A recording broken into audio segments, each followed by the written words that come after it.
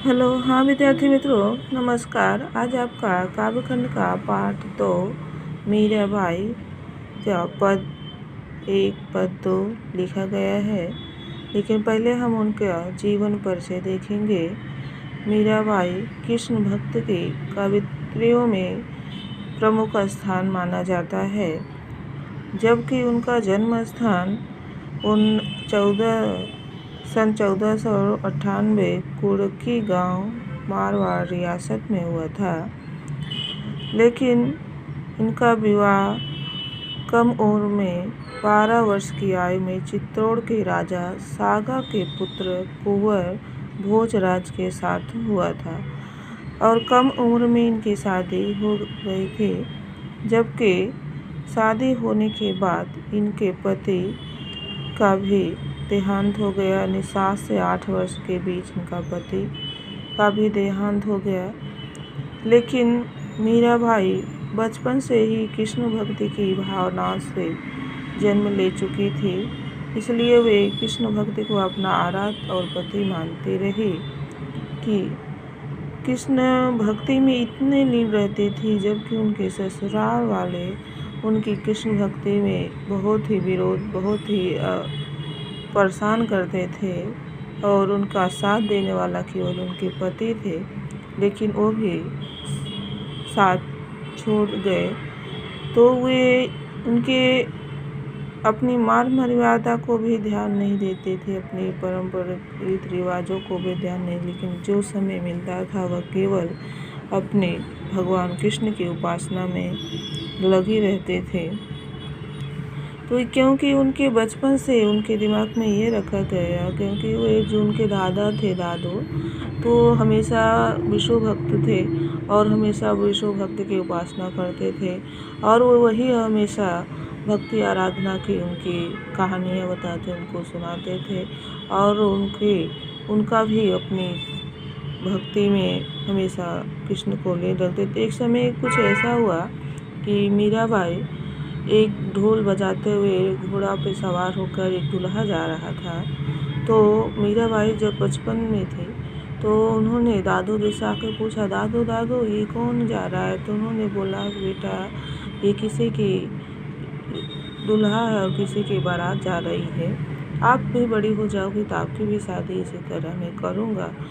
तो बचपन था और वो लड़कपन था और वे जिद करके बैठ गई, दादू जी ये कैसे दूल्हा और कब मेरा दूल्हा आएगा, बताओ जल्दी।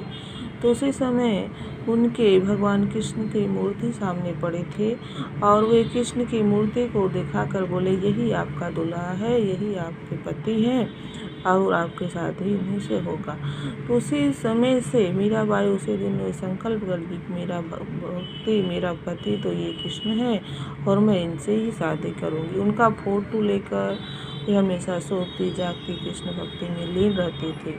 तो लेकिन किसी समय शादी के लिए भी तैयार नहीं थी, लेकिन शादी किसी तरह से हो गया था, तो वे भी नहीं पूरा हुआ और उनके घर वाले बहुत ही परेशान किए। कृष्ण भक्ति की उपासना के वो विरोधी थे, लेकिन वो अपनी मान मर्यादा को नहीं ध्यान देती थी और वे अपनी कृष्ण भक्ति में लीन रहती थी।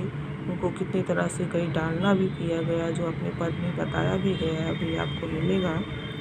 और ऐसे आप लोग जानते भी होंगे कि मीराबाई की क्या परिस्थिति थी। हमारे राजस्थान के और गुजरात से संबंधित उनका रहन सहन भी था और उनका बचपन भी गुजरात और राजस्थान के बीच, और उनकी भाषा जो है वो राजस्थानी और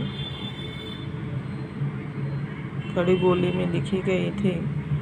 तो ये उनके जन्म परिचय था और कुछ इनकी प्रमुख रचनाएं हैं, ज़्यादा नहीं है लेकिन कुछ दिया है। पहला है मीरा पदावली नर सीजो रो माहिरो, ये 2 रचनाएं दी गई हैं। ऐसे बहुत सारी रचनाएं थी मीरा कृष्ण भक्ति के प्रति, लेकिन 2 रचनाएं इसको ध्यान में रख कर लिखना भी है। और इनका मृत्यु सन 1546 ईस्वी में हो गया था। कम उम्र में ही इनका जन्म। उन्होंने अंतिम समय वे कृष्ण भक्ति में लीन होकर इन्होंने देश देश में दूर दूर तक यातनाएं की चित्तौड़ के राज घराने में अनेक कष्ट उठाने के बाद वे वापस मेड़ता आ गई। मतलब उनके जब घर ससुराल वाले उनको परेशान कर रहे तो वापस अपने मायके आ गई। और वहाँ से वे कहाँ चली गई? कृष्ण की लीला भूमि वृंदावन चली गई। वहाँ उन्होंने यात्रा करते करते वे कृष्ण के वृंदावन की यात्रा करने चली गई। और जीवन का अंतिम दिनों में वे द्वारका चली गई।